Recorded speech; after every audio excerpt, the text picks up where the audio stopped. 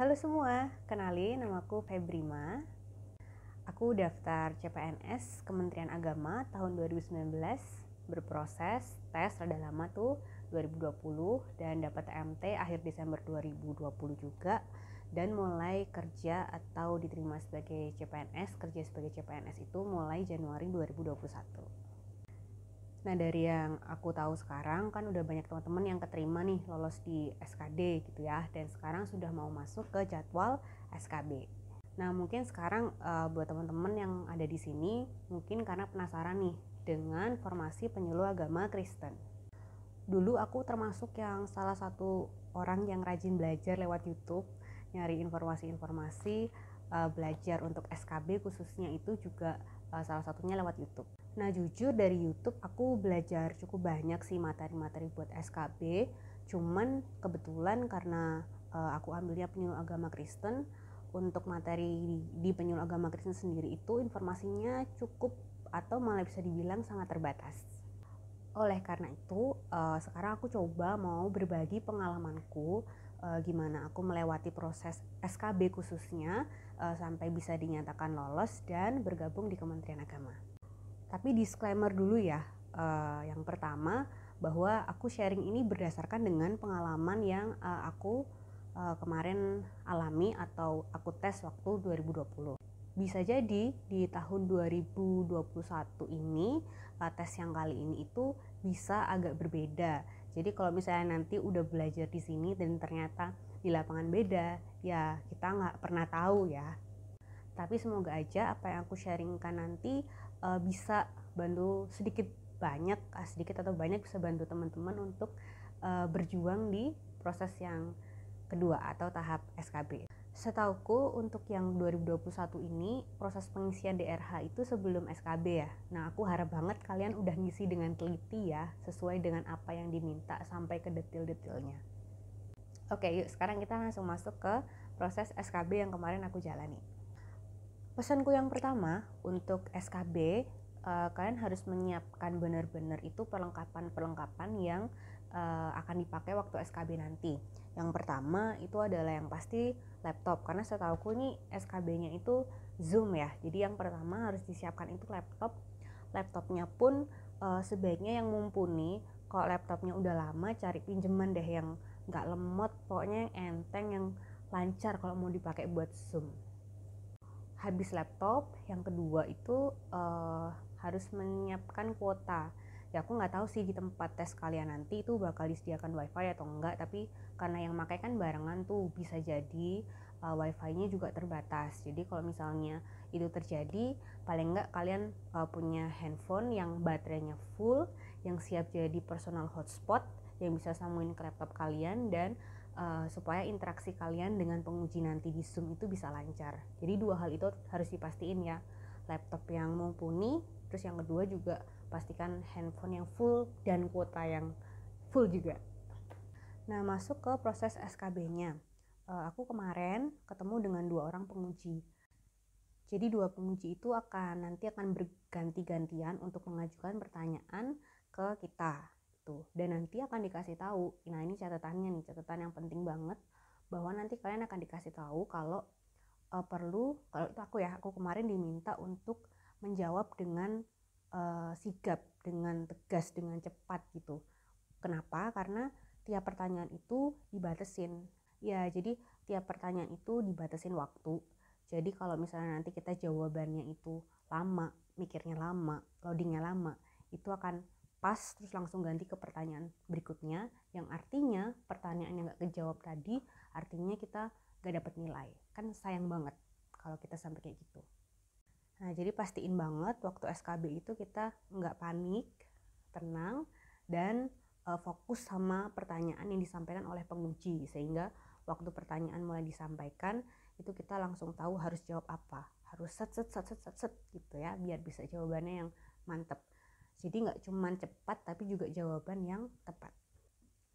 Nah, untuk SKB itu kan nanti ada 3 ya, ada psikotes, praktik kerja, dan wawancara. Nah, ini yang dengan penguji itu ada 2, yaitu praktek kerja dan juga wawancara. Nah, seingatku praktek kerja dan wawancara kemarin itu dibagi ke dalam 2 hari. Nah, apa aja isi dari praktek kerja dan wawancara? Nah, sekali lagi bahwa ini berdasarkan pengalamanku dan ingatanku. Enggak detail persis, tapi ya kurang lebih gambarannya kayak gitu ya. Yang pertama, praktek kerja. Waktu praktek kerja itu, aku ditanya beberapa hal. Itu misalnya, hafal nggak doa Bapa Kami? Terus hafal nggak pengakuan iman rasuli?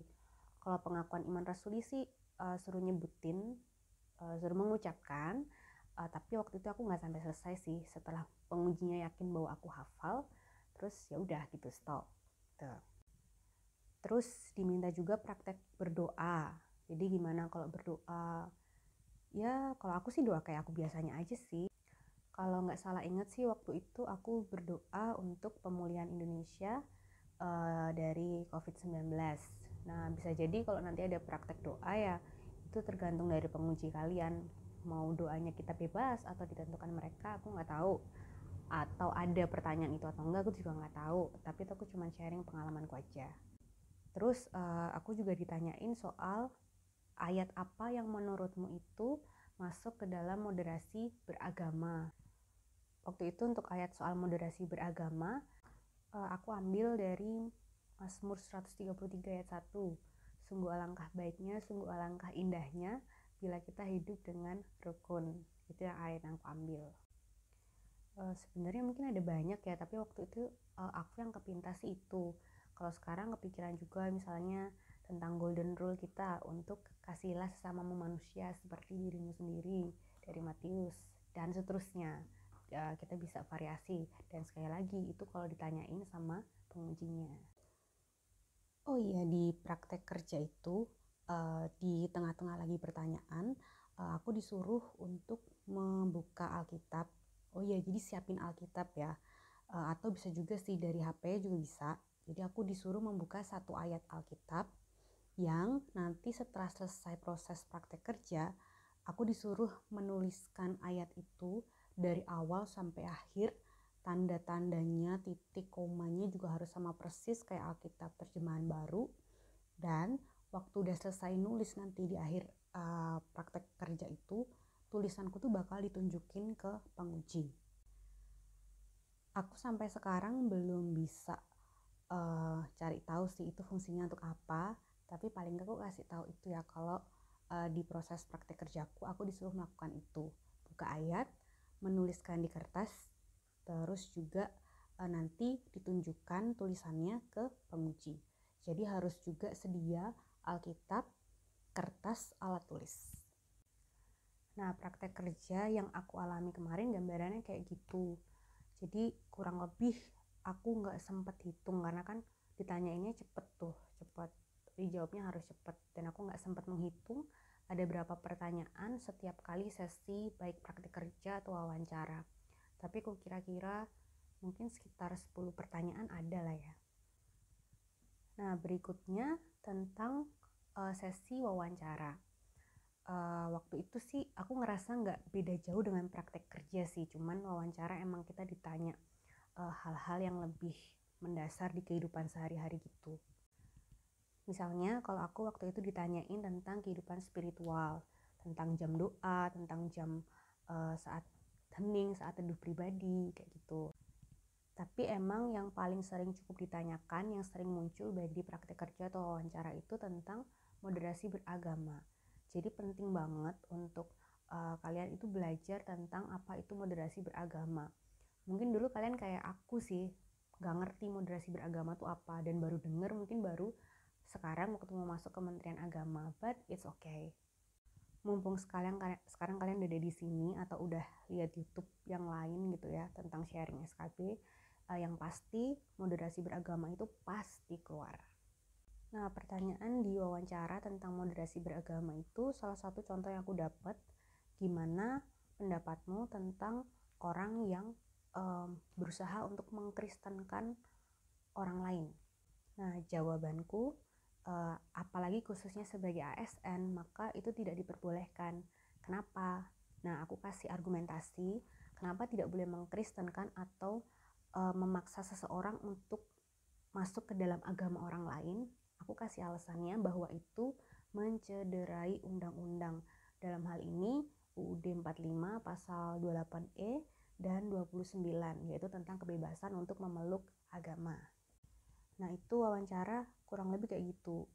Sorry banget aku nggak ingat detailnya pertanyaan, karena jujur yang moderasi beragama itu agak banyak dan hampir mirip, tapi intinya bahwa kita itu kayaknya diuji soal ketetapan kita, keyakinan kita, kemantapan kita tentang pemahaman akan moderasi beragama. Nah, apa itu moderasi beragama? Nah, teman-teman kalian bisa coba belajar lebih banyak lagi deh soal moderasi beragama, karena kalau aku sharing itu bisa jadi satu bagian sendiri dan SKB-nya udah bentar lagi kan. Nah, jadi sekian, itu aja dari aku. Sorry kalau nggak terlalu banyak informasi, tapi aku udah mencoba untuk mengingat apa aja yang aku alami, apa aja yang aku rasakan dan aku dapatkan di SKB. Semoga ini bisa membantu teman-teman sedikit banyak, sedikit bersyukur, banyak juga bersyukur banget. Jadi teman-teman bisa dapat wawasan tambahan untuk besok akan menjalani SKB, khususnya untuk teman-teman yang ngambil formasi penyuluh agama Kristen. Tetap semangat dan rajin belajar, banyak berdoa, dan sisanya serahkan semua sama Tuhan. Good luck ya, selamat berjuang. Ditunggu bergabung di Kementerian Agama Republik Indonesia. Bye-bye.